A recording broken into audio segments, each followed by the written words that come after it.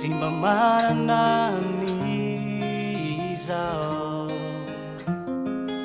Tsisy afaka antenaky afa-tsy ianao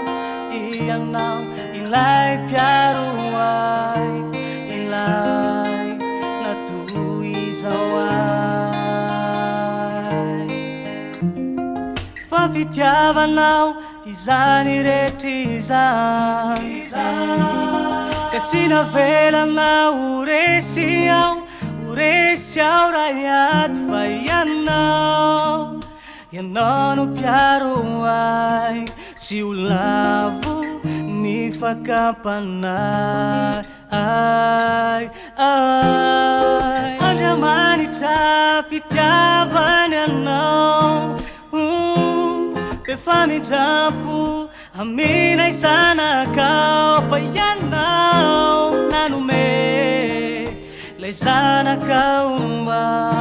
mba ho fanavotana anay mandraky izay Ankehitriny zao raha de manolo tena ao mba hoanao mandraky izay mandraky izay fa fitiavanao izany rehetra izay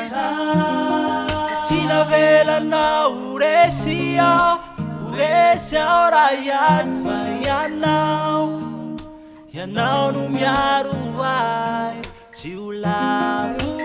ny fakampanay